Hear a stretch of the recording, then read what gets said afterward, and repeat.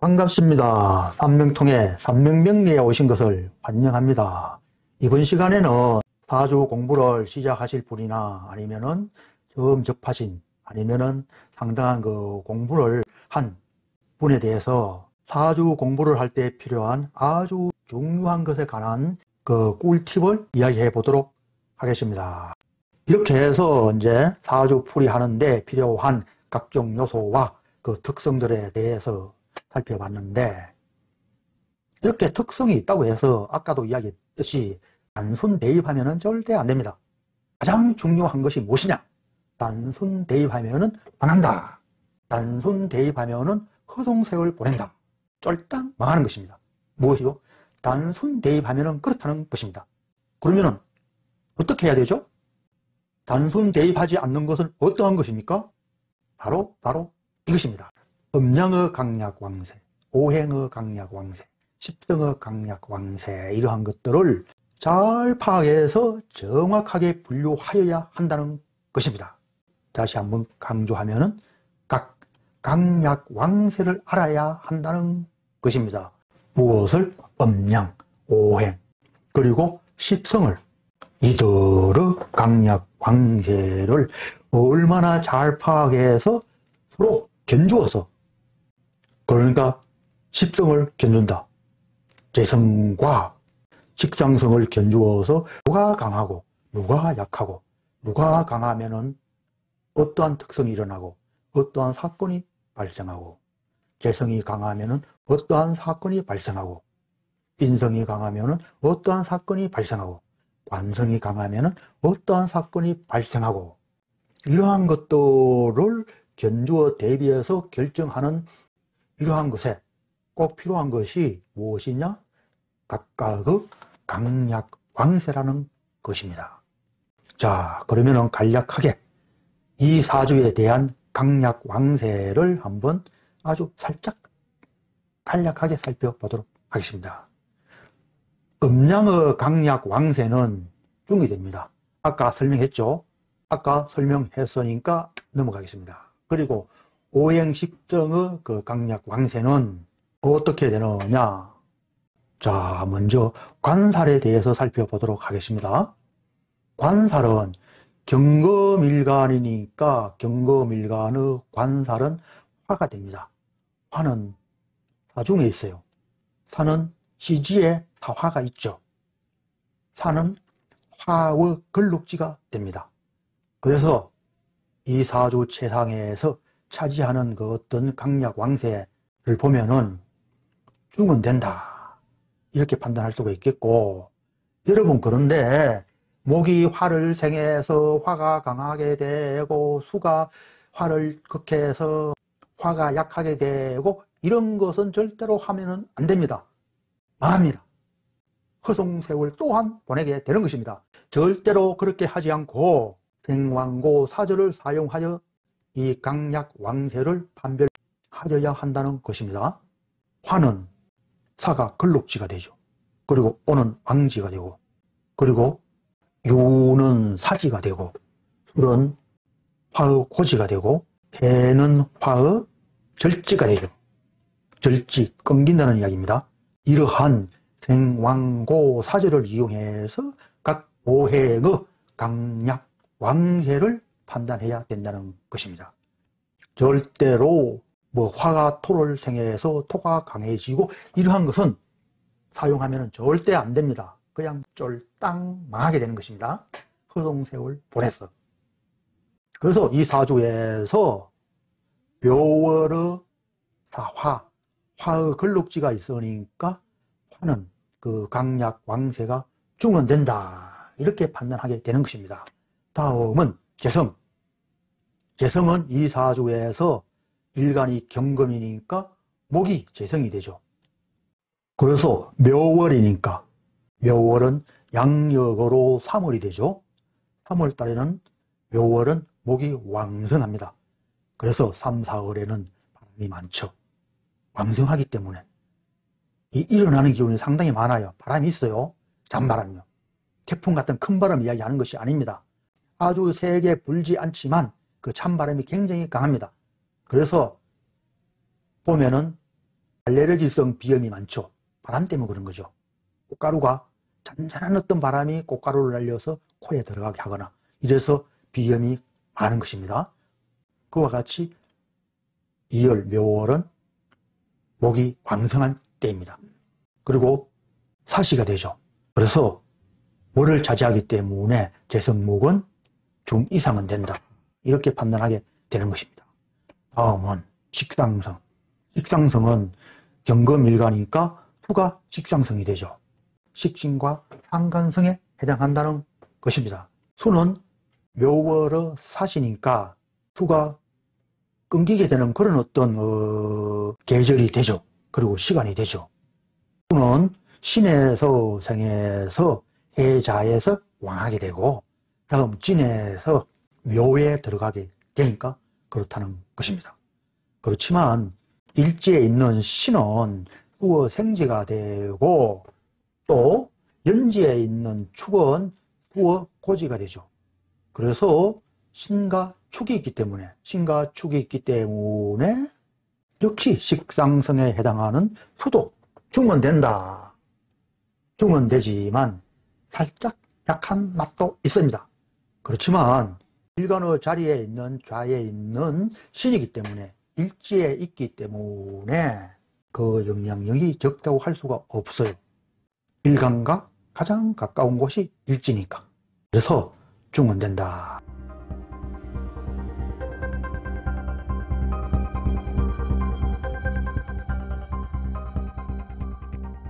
다음은 인성을 봅시다. 인성은 정인과 편인이 되는데 정인과 편인, 즉 인성은 축토가 있고 사중에 무토가 있어요. 이렇게 사중에 무토, 축중어, 기토 이런 것들은 12지지를 공부하게 되면은 지장간이라는 게 있습니다. 지장간을 공부하게 되면은 다 알 수가 있는 거예요. 그래서 축중에 기토, 사중호 무토가 있기 때문에 토는 중은 된다. 이렇게 판단하게 됩니다. 그런데 여러분, 여기서 가장 중요한 게 있어요. 토는 세상에서 가장 많은 게 토입니다. 토가 없으면은 세상의 모든 사물은 기거할 수가 없어요. 그래서 토는 실제 사주지지상에 나타나 있는 것보다는 한 20% 정도는 더 생각해야 됩니다. 다른 오행에 비교해서 20%는 더 생각해 주는 게 맞다는 것입니다. 다음은 비경급. 비경급은 금이 되죠. 일간이 경금. 경금이니까. 금에 해당하는 것이 무엇이 있느냐? 신이 있고 축이 있죠. 신은 뭔요? 금의 걸록지가 되고 축은 금의 고지가 되죠. 그래서 비경급에 해당하는 금은 강하다. 예, 그리고 또 있죠. 이 사화. 이 사화는 금의 생지가 되죠. 그리고 천간에 신사, 경신, 신묘, 신축 이렇게 되는데 천간에 있는 세 개의 금이 바로 자기 자리에 뿌리를 내렸어요. 신금은 축중의 신금에 뿌리를 내렸고 일간경금은 자기 자리에 무언요? 걸룩지를 자했어요. 그리고 시지에 있는 신금은 생지를 자했어요. 이렇게 되면은 상당히 강한 것입니다. 같은 오행이 이렇게 신사, 이렇게 같은 주에 해당해서 뿌리를 내려서 이렇게 존재를 하게 되면은 이 주는 금의 특성 성정이 굉장히 강하게 나타나게 되는 것입니다. 경신, 이렇게요. 이렇게 그 한 주에 같은 오행이 있을 경우에는 차라리 월에서 받는 영향보다 더 강하다고 할 수가 있습니다. 그래서 비경급은 굉장히 강합니다. 이렇게 5개의 그 강약 왕세를 살펴봤는데 이 사주에서 그 강약 왕세의 순위를 정하게 되면은 비경급이 가장 강하고 다음 재성이고 다음 식상성과 인성은 거의 같다고 할 수가 있겠어요. 마지막으로 가장 약한 그 십성 오행의 강약 왕세는 관살성이 되겠습니다. 이렇게 이제 각 오행십성의 광약 왕세를 파악했으면은 이 강약 왕세를 서로 대비해서 그렇게 해서 사주풀이를 하게 되는 것입니다. 그리고 또 중요한 것은 조금 전에 살짝 이야기했지만 생왕고 사절로서 강약 왕세를 판단하라고 했죠. 곧 지지에 해당하는 것입니다. 천간에는 그 힘은 영향은 없습니다. 이 사주의 경우에는 천간이 지지에 뿌리를 내렸기 때문에 그 값을 더 쳐주는 거지, 실제 예를 들어서 지지에 아무 뿌리가 없는 천간에 홀로 떠 있는 것이 있으면은 그것은 힘이 없는 거예요. 항시 지지에 어떤 그 지지에 뿌리를 내려서 힘을 받느냐, 그것을 파악하게 되는데 생왕고 사절로서 그 영향의 강약을 판단해야 된다는 것입니다. 자, 이렇게 이제 강약 왕세까지 파악했어요. 처음에 사주를 간단하게 세어봤고, 다음에 사주를 풀이하는 각종 요소들을 살펴봤죠. 음양, 오행, 간지 뭐 이런 것들. 그리고 그 요소들의 강약 왕세를 파악했죠. 그러면 다음 이 사주가 어떠한 재상을 이루게 된 사주인가, 그것을 살펴서 찾아야 된다는 것입니다. 이 사주에서는 아까 그 강약 왕세를 파악할 때 가장 강한 게 비경급으로, 즉 비경급이 이 사주 재상을 장악한 그런 그 사주라고 할 수가 있습니다. 그리고 이렇게 가장 강한 십성 비경급이 재상을 장악했기 때문에 이 사주에서는 그러면은 어떤 것이냐, 무엇이? 그 사람의 성격, 그 사람의 특성은 사주를 장악해서 가장 강한 십성, 그게 그 사람의 성격이 되고 또 그 사람의 특성이 됩니다. 실제로 틀림없이 그렇습니다. 비경급이 강하면은 비경급의 특성을 가진 그 사람의 성격이 되고, 관성이 사주 재상을 장악했으면은 그 사람의 성격적인 특성은 관살성의 특성에서 나타나는 그런 사람이 된다는 것입니다. 그리고 또 필요한 것이 있어요. 사주 재상의 이러한 스타일을 살폈으면은 다음에 또 필요한 것은 무엇이냐? 기세입니다. 기세. 사주 재상이 여러 가지 기세가 있는데, 직상성이 재성으로 흐르는 기세, 관살성이 인성으로 흐르는 기세, 재성이 관살성으로 흐르는 기세, 이러한 등등의 그 기세가 5가지가 있는데, 이 사주에 그 기세를 적용하면은 아까 이야기했듯이 비경급이 강화되어 있죠. 비경급은 금이죠. 그래서 비경급이 식상성으로 흐르는 기세가 성립됩니다. 즉 일간이 식상성으로 흐르는 기세가 성립된다는 것입니다. 그리고 다시 식상성은 어디로 흐른다? 재성으로 흐르고, 재성은 다시 관성으로 흐르고, 관성은 다시 인성으로 흐르고, 인성은 다시 일간으로 흐르게 됩니다. 이 사주는 그렇습니다. 왜 그러냐고요? 아까 이야기했듯이 오행십성의 강약 왕세가 비교적 두루 건강하기 때문에 그렇다는 것입니다. 자, 앞의 내용을 잠시 보면은 이 사주의 십성의 강약 왕세가 허약한 게 없죠. 전부 중급이죠. 그리고 비경급이 강하고, 이렇게 되면은 이 사주에 있는 오행이 두루 건강한 것이 됩니다. 두루 건강하기 때문에 유통이 잘 되어서 흐름이 잘 이루어졌다는 것입니다. 단지 험은 무엇이냐? 금인 비경급이 다소 강하게 되는 거죠. 이게 험이 되고, 이게 험이 되지만, 그렇지만 비교적 기세의 흐름이 잘 이루어지는 그런 사주에 해당하기 때문에 다소 좋은 사주에 해당합니다. 자, 그리고 또 다음을 살펴봅시다.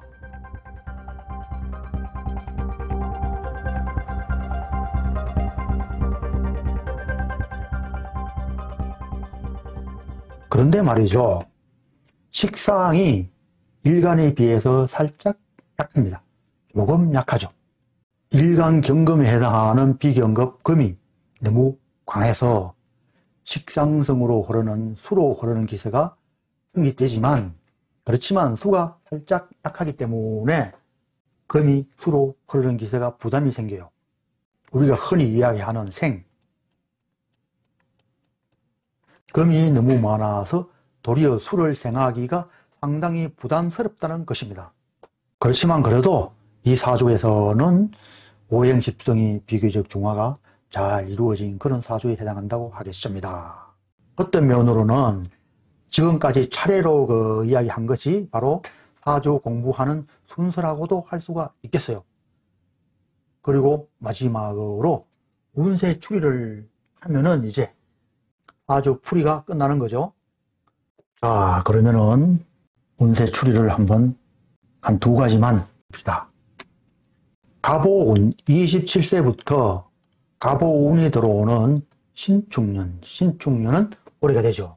이때의 그 운세는 어떻게 풀이해야 되느냐? 아까 그 오행의 강약 왕세를 파악했죠. 무엇에 대한? 사주에 대한 그 오행십성의 강약 왕세를 파악했어요.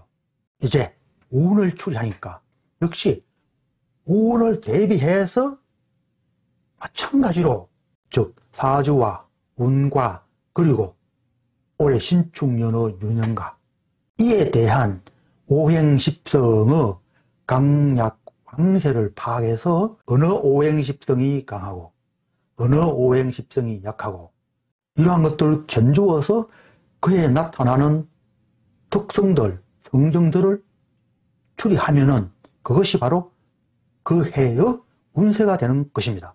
운이 되는 것입니다.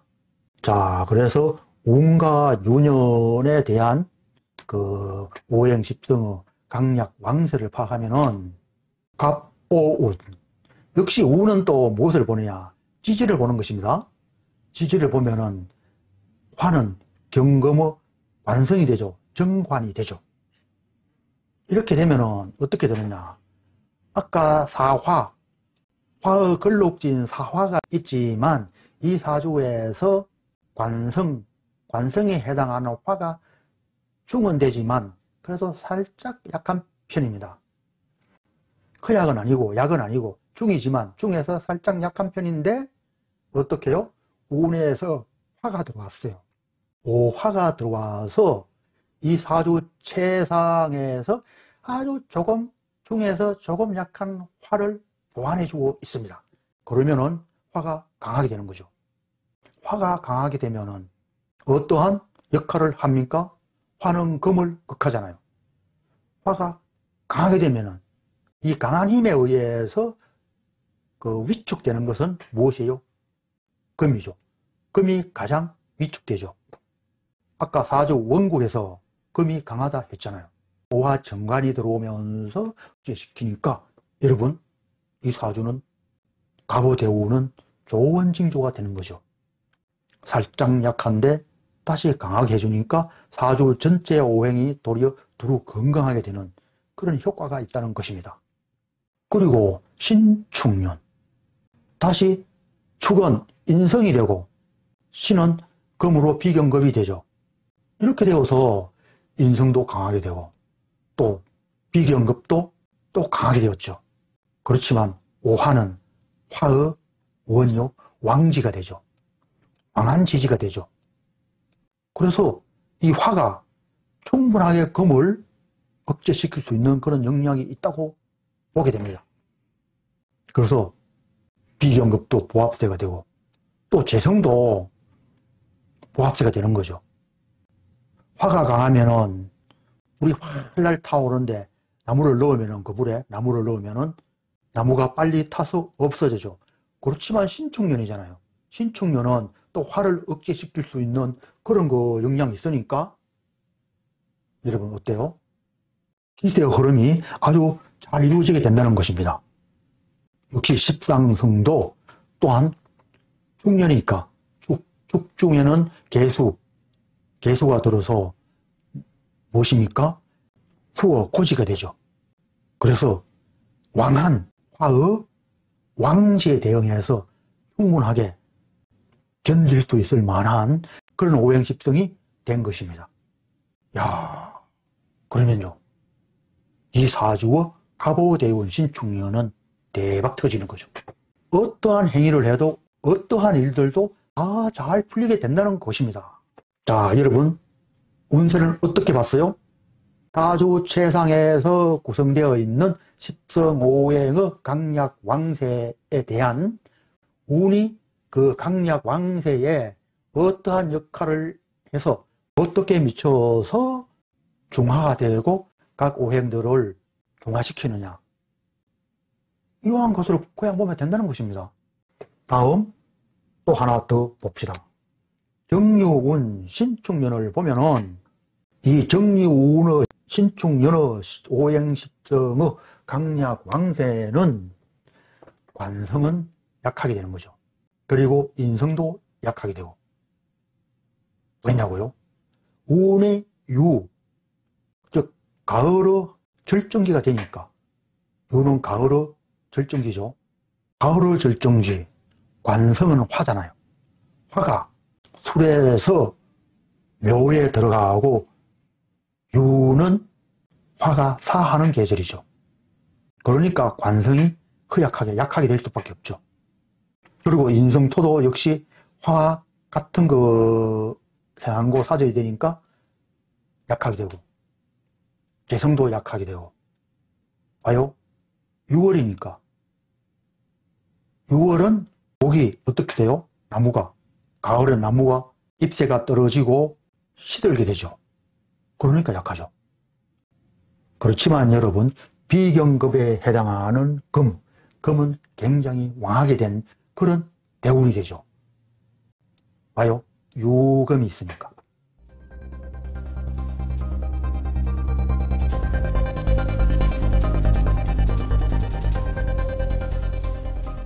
대운에서 유금이 들어왔으니까. 이렇게 되어서 결국 어떻게 됩니까? 비경금만 크게 왕성하게 되고 다른 오행들은 전부 허약하게 되는 그런 그 운이 되어 버렸어요. 비경금은 어떤 특성이 있어요? 재성을 극하죠. 재물을 극하죠. 재물을 극하면은 돈을 잃게 되는 거죠. 거지가 되는 거죠. 갑오대운에는 관성이 들어와서 사주 전체의 오행십성을 건강하게 만들었고, 정유운에는 유금, 경금의 양인, 급제가 들어와서 사주 최상의 금기를 왕성하게 만들어서, 즉 비경급이 왕성하게 되어서 한 오행으로 편중되었죠. 그런데 이 편중된 그 특성이 비경급의 특성이 되는 거죠. 비경급은 아까 어떠한 특성의 어떠한 성정을 갖는다 했어요? 배지, 고독, 고립, 자립 이런 것도 있어요. 이 사주에 해당하는 그 사람은 어떻게 해요? 잘 다니던 회사도 그만두게 되고, 또 잘 이루어진 가정도 파괴되어 이혼하게 되고, 또는 잘 모아둔 재물도 다 까먹는 그런 대운에 속한다는 것입니다. 비경급의 특성이 그러하기 때문에 그렇다는 것입니다. 자, 여러분, 사주는 이렇게 풀이하면은 아주 정확하게 맞습니다.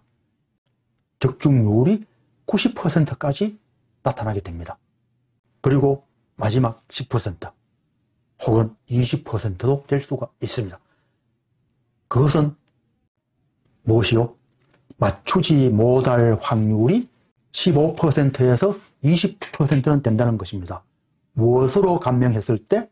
십성 오행으로만 감명했을 때. 나머지 15%, 20%를 맞추는 것은, 그것도 적중시키는 것은 무엇이냐? 그것은 삼명법입니다.